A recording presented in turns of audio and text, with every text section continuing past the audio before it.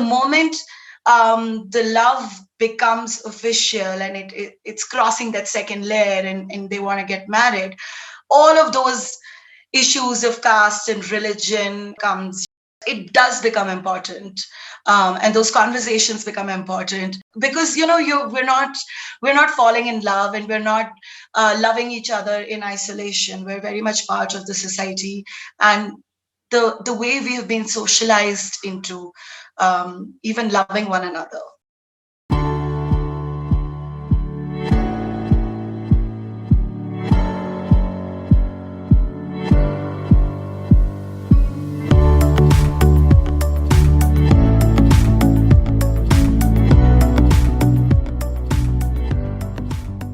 Can you ever remember a time when the topic of love and marriage was discussed around you? The issue of caste was never brought up? A quick Google search on this issue will throw up a spate of news about inter-caste marriages and the incessant battles couples often face.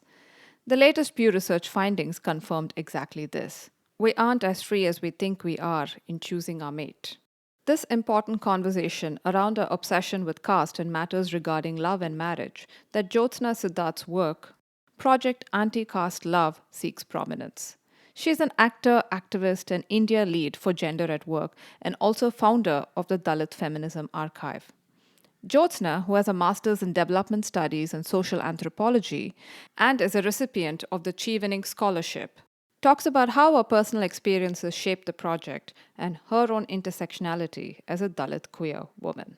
So stay tuned with me, your host, Mahati Rangarajan, on this latest episode of Maharani Talks. Hi, Jyotsna. Welcome to Maharani Talks podcast. Hi, Mahati. Thank you so much for having me. I wanted to talk to you about, in June, the latest Pew Research findings had caught everyone's attention, where it talked about Indians enjoy religious diversity, but they are quite opposed to intercaste marriages. That must have brought your work with Project Anti-Caste Love into sharper focus, right? I hope so. I really hope so. But that's the idea. Actually, the project is really about unlearning and learning about love and its intersections with different identities. So, yeah. What prompted you to start it? It was in 2018, if I'm not mistaken. Yes. So this actually began in 2013, I would say, when I was doing my MPhil in sociology, and I was looking at the role of caste and its interplay with love and relationships. And while I was doing it, it's an unsubmitted thesis because I got a scholarship to do my second master's. And then the idea was that I anyway wanted to go beyond academia. I feel that those spaces are still so confined, not accessible for a lot of people. So, and I wanted to create a community and have a larger discourse because when I started the project, I was actually looking for platforms and spaces where I could have this conversation, and I didn't find any, which led me to start the project Anti-Caste Love. Okay. So you spoke about how you initially wanted to start reading love letters, but you found it hard to get them because not everyone was willing to disclose them. So what were your research methods? How did you go about delving into such a complicated subject? So, when I was doing my MPhil, I was actually looking for material. I was looking for love letters and I couldn't find. So I had to bug my friends and actually trading love letters. So I said, if you share yours, I'll share mine. And that's how it began. But even when I started the project, I issued a call and there was no response.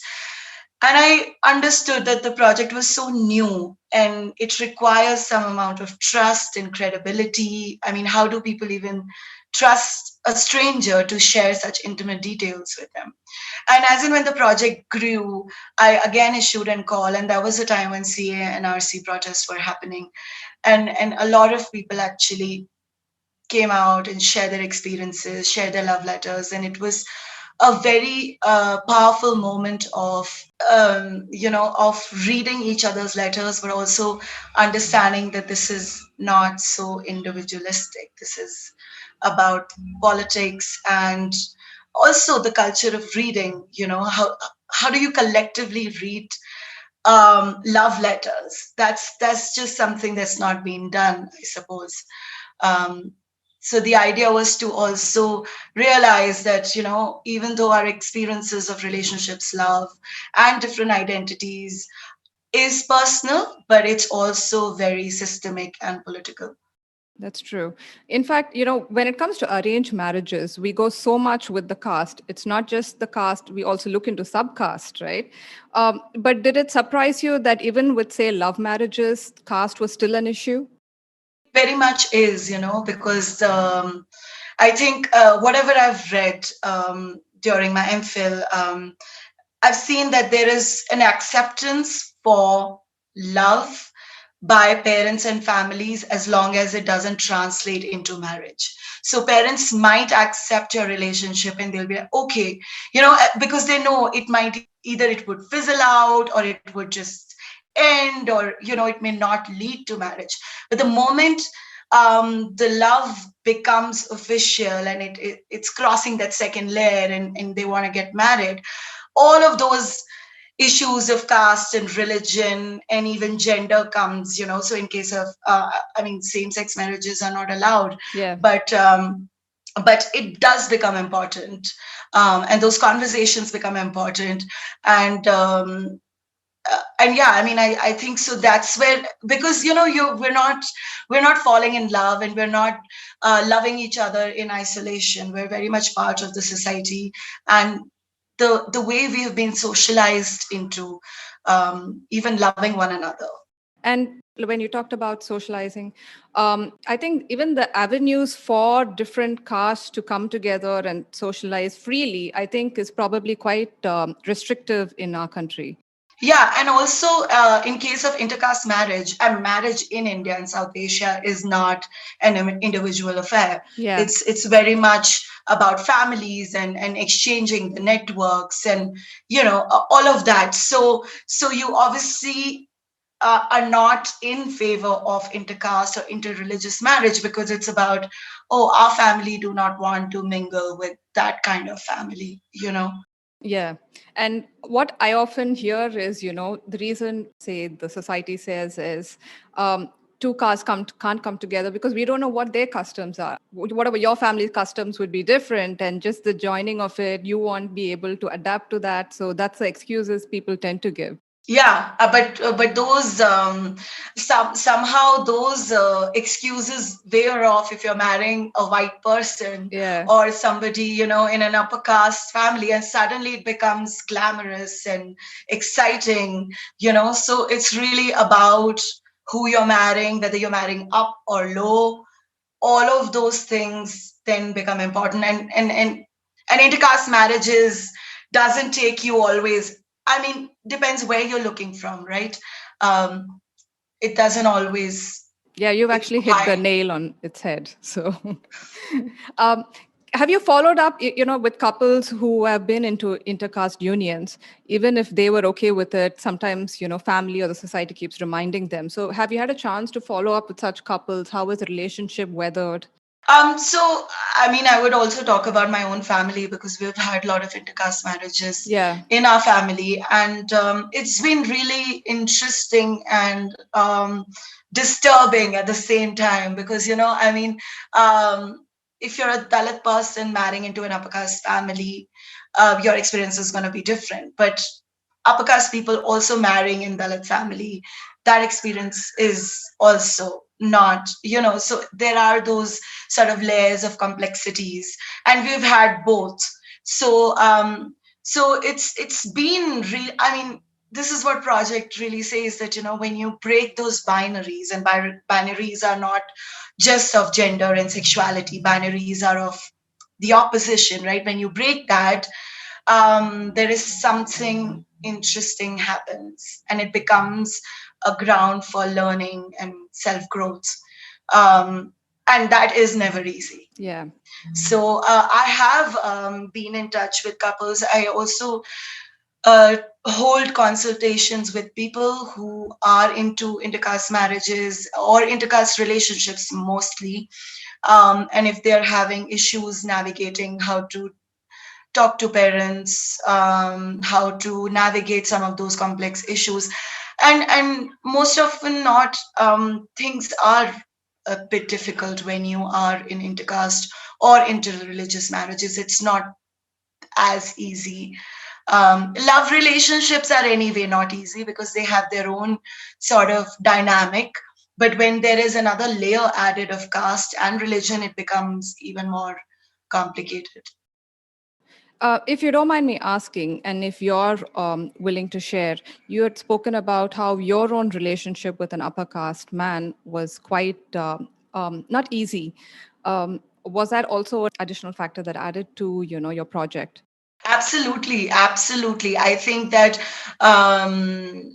for me personally, everything that I do in my life is a manifestation of my own experiences and what I've seen in life.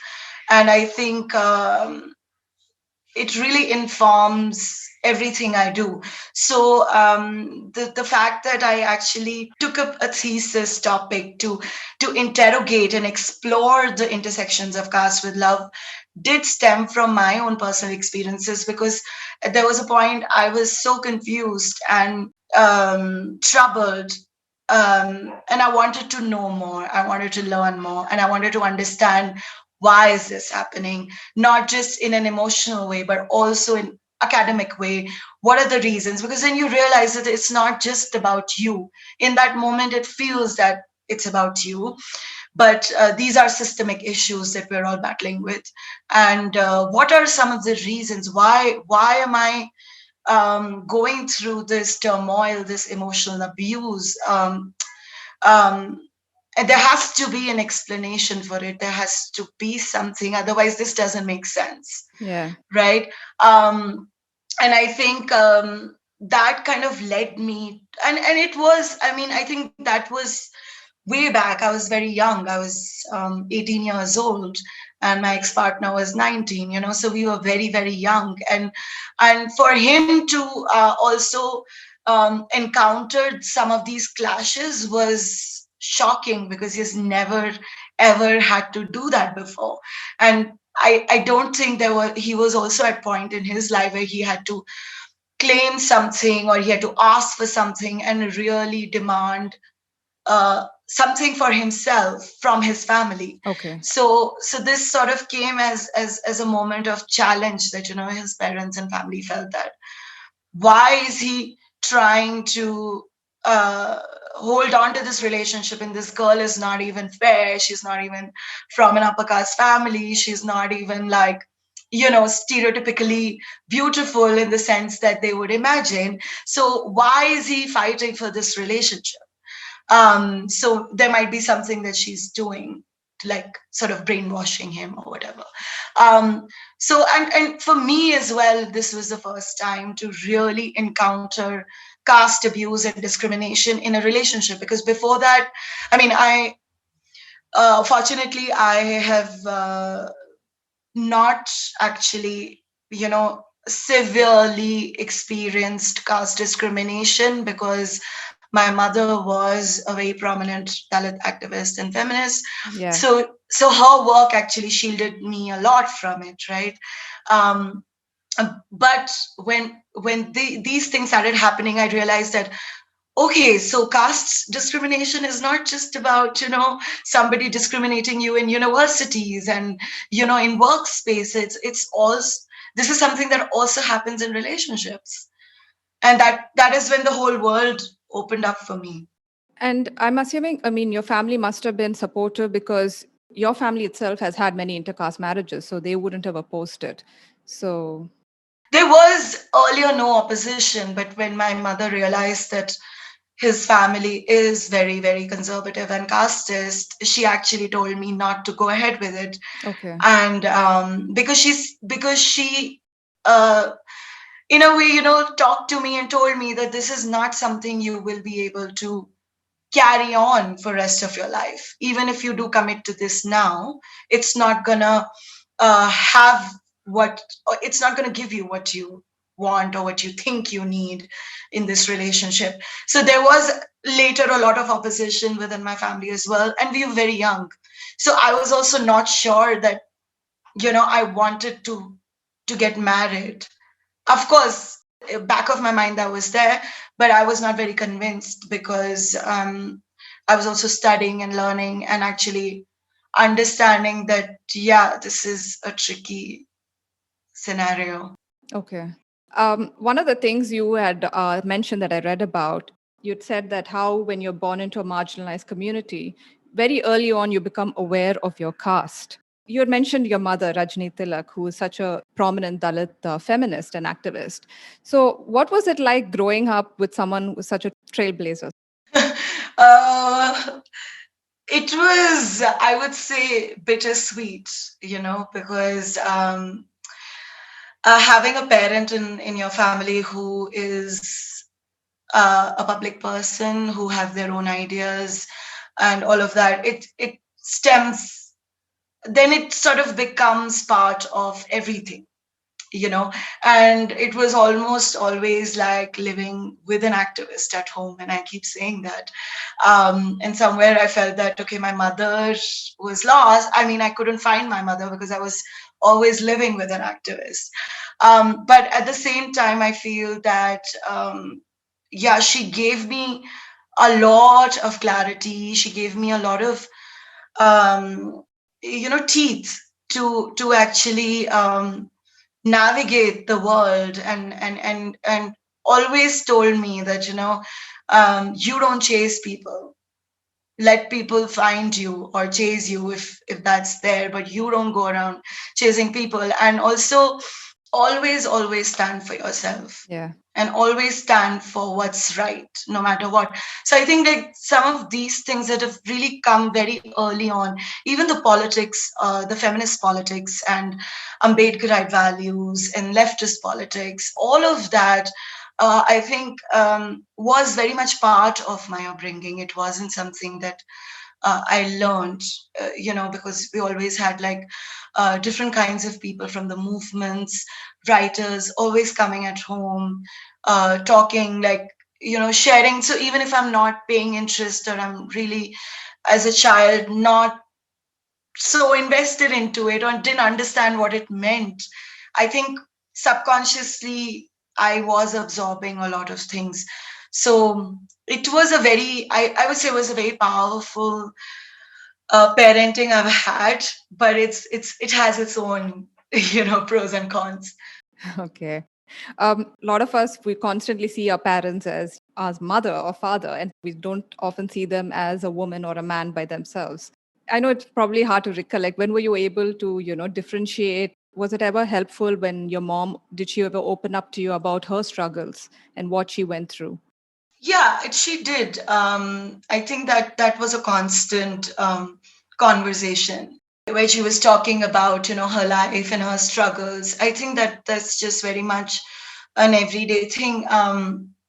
But there was a moment, I think, when I began to see that she's not just my mother, she's also an individual. I think that was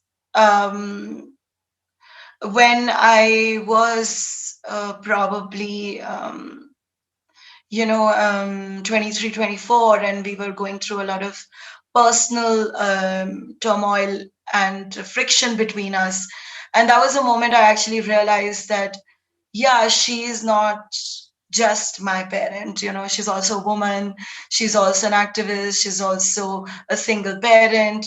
And I think I've learned more and more after she's passed away. I think that realization has come in more and more, that, all that she was doing, um, politically, socially, she was also raising a child. So I don't know how she did that. Single handedly. Yeah, single-handedly. And I think that's a very recent realization. I don't think I appreciated that earlier as much. Saying that obviously you must be missing her is an understatement. Yeah, I feel like because how do you? It's difficult to escape a certain reality, especially when the work you're trying to do is also on the same lines of what your parent did. And they've already made a space for themselves. They already had a voice, and they've invested so many years. So somewhere we're doing similar. We're on the same path. I think I'm on the same path as my mother. It's just we're doing it very differently. Okay. um, and before I go, of course, people know her, people talk about her. So before I even talk about it, they already know about her work and all. And it's very, like, I feel so proud about that. But it also is like the double-edged sword, because then people start expecting you to be exactly like her. Yeah. And not just your mother, many in your family have passionately worked towards Dalit causes, like your uncle, for instance, Ashok Bharti. Yeah. He started the National Confederation of Dalit Organizations and did more such notable work. So, what does this family legacy mean to you? Has it been hard to carry the weight of it? I would say that the weight of my legacy has only been made apparent to me after I've lost my mother. Before that, yes, I was aware of it, but I wasn't so conscious about it. And I didn't feel the weight of it because people were still there and doing their work. In a way, I had somebody protecting me from everything. But today I do feel the weight of my legacy, and I do feel that the little cultural privilege that I enjoy because of my mother, because of my aunt and my uncle, I have a lot that I need to do and make use of, you know, and contribute. So build on what they have already done, because there is only so much people can do in their lives, includes all of us as well. Yeah, definitely. And you have your own path. Yeah. You've talked about how one of your first instances of caste discrimination was at the Delhi University. Mhm. And there's so much more discrimination at the academic level, right?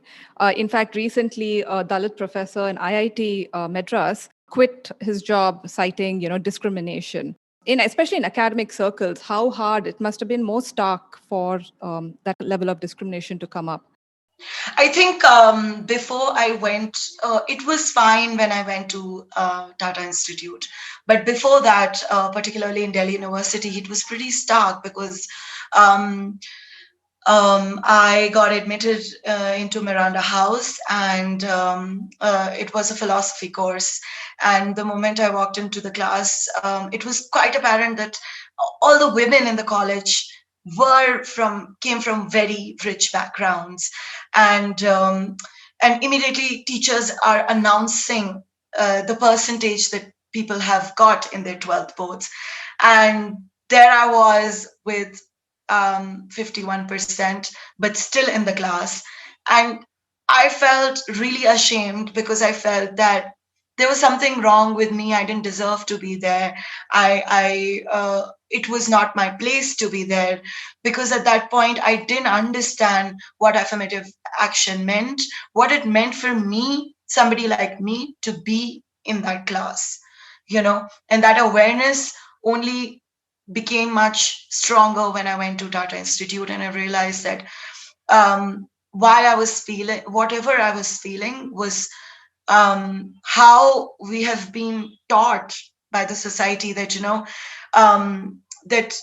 that you're not meritorious, you don't know enough, and you just land up into universities without actually acknowledging the historical discrimination and the baggage that the communities have faced. And that's the reason why. Yeah. And I also feel that marginalized communities take longer to get established and take longer to to arrive to a certain position of privilege, respect, all of that, because they have to navigate so much more, and without affirmative action, that won't even be possible. And even the intergenerational trauma that keeps getting passed on because it's been oppression after generation, right? So often, I'm sure that plays out at some level. Yeah, and also you're made to feel that, you're here, but you don't deserve to be here. No, were you often reminded of it? Because a lot of upper caste people are still sadly against reservation. Yeah, I think in Delhi University it was very, very apparent. Um, in TIS also, to a certain degree, because the course I was doing was considered to be the course in TIS. Okay. I studied development studies, and even the faculty and students felt that they were above anybody in the institute, because it had a, I don't know, talking about development is more theoretical, it's more whatever. So it's not as good as maybe social work, because you go out there in the communities and do that work. So here we are, like, talking about policies and this and that. So we're much better off. So that was a kind of um, understanding. And my classmates also came from really privileged backgrounds, upper caste, mostly upper class, have had families who've traveled the world, have had accomplished people. So it was difficult to navigate that, because, again, I think people keep talking about the merit, um, but nobody talks about the mediocrity of privileged people. That, in spite of having all the resources, all the intergenerational knowledge and wealth, they still produce quite a mediocre work. So I feel that, when you're talking about merit cannot be just linked to where you're born, and that cannot define your abilities of. So I think, in that sense, I always feel that people fight affirmative action, but nobody fights donations, paid seats into colleges, into universities, where parents can afford to buy a seat for their children. Yeah. That's another kind of privilege that's even beyond affirmative action, I feel. You don't even need that. And when people talk about caste system, they immediately think of the Hindu caste system. But actually, caste is prevalent in all religions, whether it's the Muslim or the Christian community. And a lot of people aren't so aware about it. Do you feel, or Yeah, absolutely. I think I keep talking about this, that yes, of course, the fundamental and the origin of caste system is rooted in Hinduism, but it has percolated into different religions as well. India Untouched, if you have seen, it's a documentary by Stalin, shows that there is caste discrimination prevalent in all religions in India. So this is something very unique, to South Asia, where because conversions meant escape and freedom from caste discrimination. But what has happened is that all of that has moved to other religions as well. So, which is why you look at symmetries, there is a different symmetries for different castes, there are different temples, even now. So, different churches, even the masjid and the gurdwaras are different for the upper caste and the lower caste. And then that is, and it's because I think people don't want to acknowledge caste in the first place, um, and not, and then also don't look at the caste discrimination beyond Hinduism, which is quite prevalent. yeah? And I haven't watched India Untouched, but I'll definitely make it a point to watch it. It's a fantastic documentary, and I think you would really enjoy watching it. All right, sure. Yeah, I will do that. I read your piece about the Me Too movement and how it's actually you mentioned it's a deja vu moment for for the Dalit feminism movement. It sadly hasn't been given its place, right? The kind of how Dalit women have been fighting against patriarchy all these decades. You think now, the Me Too movement is a bit better because now intersectionality has come in. How do you think the whole conversation about this is progressing? I don't know how to answer this question because I have been quite upfront and vocal in positioning myself, not so much in favor of Me Too. I don't think it, as a Dalit woman, as a Dalit queer woman, I don't think it resonates with me so much because I feel that if I start talking about caste discrimination, abuse, I will find everybody complicit, which includes upper caste women as well. Yeah. And if I had to start adopting cancel culture, which Me Too movement is based on, um, I will not have anybody to engage with or talk to because everyone has been silent about the caste discrimination, the violence, and the historical sexual violence against Dalit community. So for me, Me Too has largely been a discourse of upper caste, upper class, cishet women who probably felt that their stories were not being heard, and then they found this sort of outlet to just put out their narratives. And I don't think that that's um, not okay. I think that's fine. But I mean, if an individual want to put out their narrative of being sexually abused or harassed, I will leave that on the individual. But what we must remember that it contributes to the culture of um, canceling people. It contributes to the cancel culture, where we are putting out narratives, but we don't know the intensity, the degree, the context, and in general, anything about the moment of what that happened. Okay. Which is not to say that I don't believe women when they accuse somebody. I think I would always give a benefit of doubt to a woman. But I do feel that as part of the society, as part of communities, marginalized communities have been witnessing, enduring this kind of violence on a day-to-day basis. But they don't have the options of me doing people. So, in your opinion, what would you think would have been the right way to have approached it? I feel as difficult as it is to find our faith in due process, it is important to strengthen our existing systems, strengthen judiciary, strengthen our governing structure, because otherwise everybody can just sit in their homes and decide what is right, what is wrong, and then that will only take us so far, right? So it is important that we do strengthen the social contract. We actually believe and implement the constitution, and really evoke the spirit of the constitution. That is extremely important. And I do think that doing that kind of work is hard, and it's very, very, very challenging. But uh, putting out narratives and canceling people on social media is easy.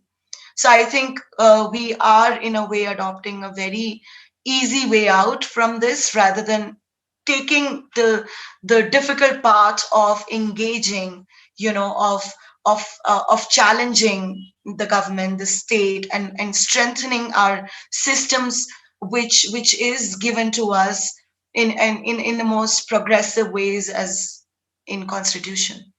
But you don't feel that these conversations on social media might be aiding that process of strengthening the judiciary and the constitution? Because a lot of times I've seen what is happening in social media. There's a ripple effect in the society, or in news outlets pick it up, and then eventually the government gets questioned. So do you feel that power of social media does bring about some amount of change? It does. I mean, it's not to say that social media is redundant, but I'm saying that it um, it can only do so much. And it is, I mean, like you see, Twitter is really informing the present politics today, and we're really able to gather information and build public opinion. But I also feel that there is a lot of unsolicited, I mean, how do you, unsolicited opinions and ways of engagement? Like, we don't know what is the authenticity of this, right? I mean, how do you fact check anything? So there is a lot of information, but that doesn't mean that it's all right. Yeah. So what is happening is that without I mean, this is what Ambedkar talks about, right, in context of economic reforms, that if you've not had social reforms, economic reforms cannot uh, do as what you want it to do, and it cannot uplift the society because your society is already gradedly divided into so many different fractions. So whatever, so I mean, for me, social media and technology is also like another layer which we have access to today, but our society is intrinsically unequal. Right. So even something, a progressive tool or a progressive idea may not have as much impact on our society because because we've not been able to deal with our very fundamental issues even now, and caste and gender inequities, religious apathies. All of this is part of that inequality. Okay. And you came out as a queer woman. If you don't mind me asking, for you, has it been hard to be at this intersectionality, as a Dalit woman and as a queer woman? Because sometimes they intersect, sometimes they don't. So has it been harder for you ever since you came out? It is extreme. Yeah, it is extremely hard because um, it's a struggle to talk about sexuality and gender within the anti-caste circles, within the anti-caste movements. At the same time, it is difficult to talk about caste within the feminist spaces, within the LGBTQI spaces, right? So as a Dalit queer woman, I'm in the middle of it, where you constantly have to um, talk about caste in the feminist queer spaces and talk about, you know, gender and sexuality in the anti-caste spaces, and that's a huge problem. And second, I think on an everyday basis, um, even if you tell people you're queer, they're still looking at you from their own eyes, and whatever perceptions or stereotypes or ideas that they have about whatever queerness means, whatever gender means, they're looking at you from those eyes and from that lens. So it becomes difficult to even live your life because whatever you do becomes either a competition, or it becomes some sort of insecurity, or it becomes a threat for people, because the ideas of freedom, the ideas of challenging even the normative understanding of what it means to be a Dalit woman, or a Dalit queer woman, to break out of those um, ideas of yourself and other people is extremely hard, Yeah. because there's only one way to be a woman. There's only one way to be a Dalit woman. There's only one way to be a queer person. And when you're challenging all of that, it becomes then the question is, who are you? Yeah. And what do you really want? What do you want? So I get this question a lot. Just now, what do you want? And I feel that what I really want is really to be free. As much as our identities are important, I think how do we live our lives um, respecting our identities, but also not be confined to it.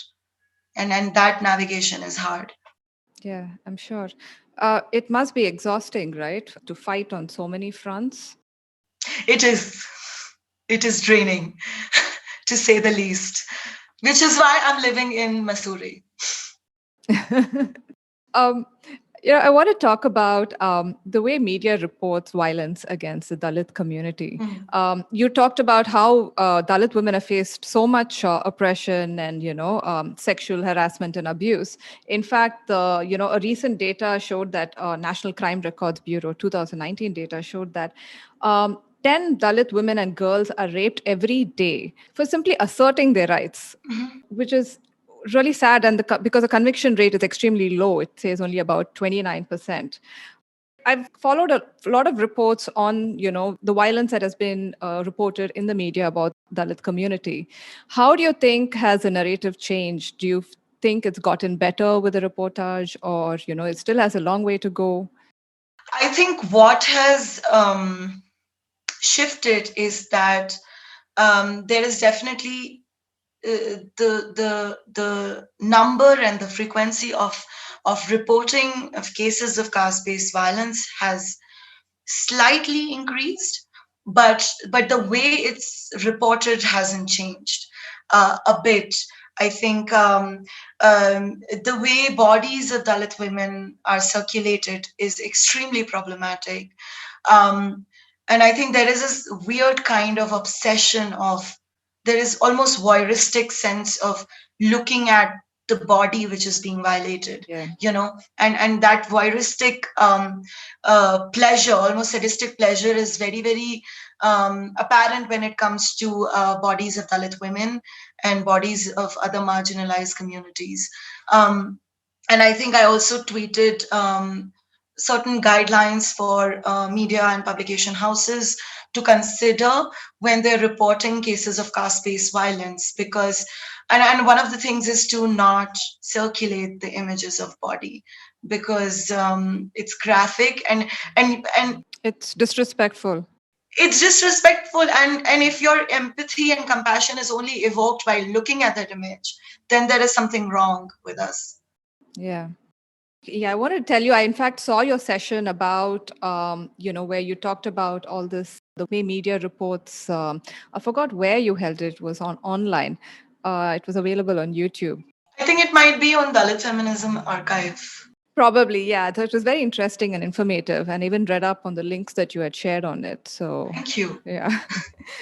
Actually, how I came across your work was one of the tweets that you put out about, how caste needs to be talked about in entertainment and fashion. Mhm. And that's how I started digging up more about, what you do in your work.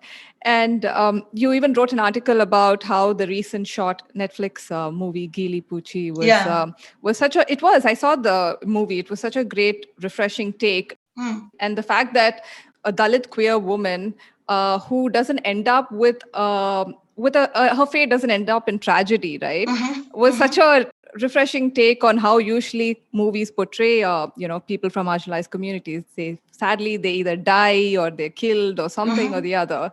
Um, you've also talked about how in the media industry itself, a lot of times people from the marginalized communities have to hide their identity. Hmm. As someone who's an actor yourself, do you still find that problem? It is a huge problem. I think the fact that there are a lot of Dalit actors in Bollywood, but you would hardly know who they are. Yeah. And you don't know what is their background. When people, especially the new actors, when they talk about their struggles and to make into industry and to come to Bombay, they always talk about their struggles in a very economic class sense. But nobody talks about the navigations of caste and gender. I mean, gender more so is happening now, but caste is something people are still not open about. And I feel, I deeply feel this is something that I cannot afford to. Because my identity is already very public. And second, I do not believe in hiding my identity, but I also don't unnecessarily or out of context want to evoke my identity, because I feel that that's the freedom upper caste people enjoy. Yeah. And they don't always have to keep talking about their caste, right? Like, so I think that it's only fair that as a Dalit person, I don't want to do that as well, because I don't think that is pertinent to the context. If it is, I would. If I'm openly talking, and I'm still not in Bombay, and hopefully I would be at some point soon. I think about it, very, very deeply, that if a casting director knows my cast, would they give me a role or an opportunity, um, or what kind of opportunity they would give me? Okay. You know, and that is a very, very sort of urgent question I have in my mind. Um, Even though I have done like one or two commercial projects, but and that moment, my identity did not surface. But I feel the more work you do, the more you're seen, the more you're visible, your life starts being, taken apart, and all of those questions are dig and are sort of dug, and then you're being questioned. I feel okay and prepared to do that, but I do feel that um, people in Bollywood are either not aware, or they don't want to also consciously not be aware. I think it's because of now few people, I mean, Neeraj Ghaiwan and Paranjeet and Nagraj Manjule, all these men who've made their space. We still have to see women from the community making that space, and I do see it as a huge, huge challenge even now. I don't even know how did they make that space for them, and what took for them to create that space for themselves. Yeah. Do you feel that you might have missed an opportunity because your caste was revealed? Was there ever a point you wouldn't know? I don't know, but I do feel that I wouldn't be surprised at all. Okay. Mentioning about Pa Ranjit, right, whose work has been really appreciated in the Tamil cinema. And there's a lot of interesting things he's also said. He says, you keep showing Dalits suffering in poverty. Okay, Mhm. fine. But why can't you show our rich culture, right? Why you're not showing that? What our tastes, our food is like, what music we listen to. So he brings a lot of that out in his work. Absolutely, and I think that he has managed to really, really open up that space, and also, in a way, demand the respect through his work, which I really commend, and have a huge, huge, huge admiration for. And you're seeing such great content coming out of people from the community, Yeah. but and now slowly things are moving, but for so long we've just been trapped into this I think this false illusion of merit, and which is why we've not seen such powerful good content. So, what is your plans going forward? What are you working on? I'm currently working on a solo play, and it's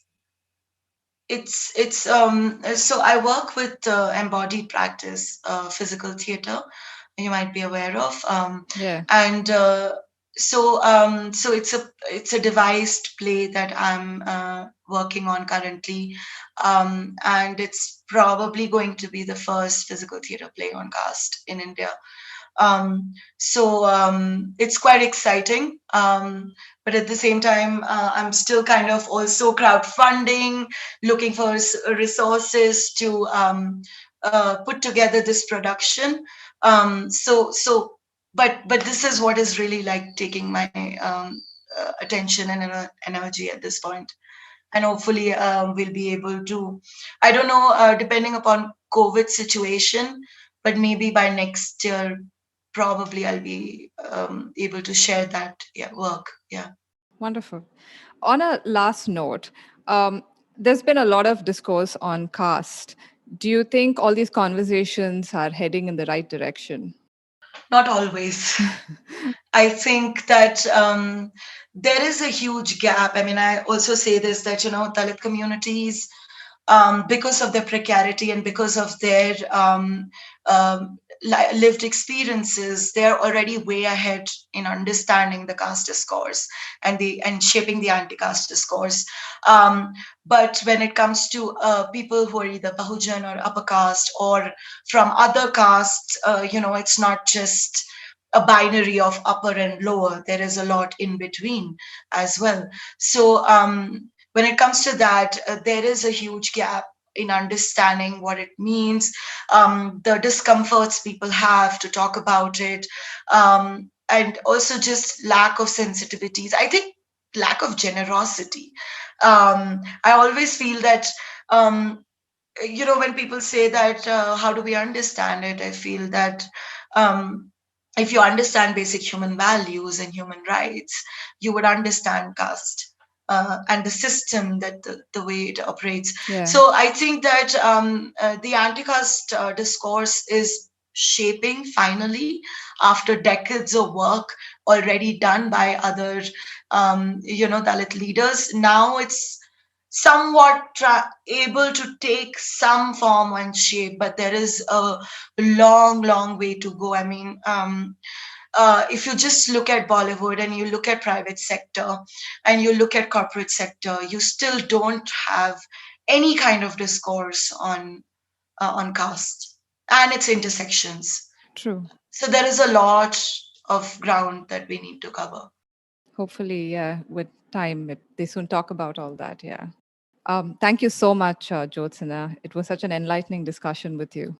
Thank you so much, and for having me and having this conversation. It was, I mean, it's really nice to talk to somebody who's really gone in depth into, just already learning so much about it. So it was a pleasure. Thank you so much for having me. Thank you so much for listening. If you have any questions or would like to give feedback, please get in touch with me on Instagram at Maharani Talks. Take care.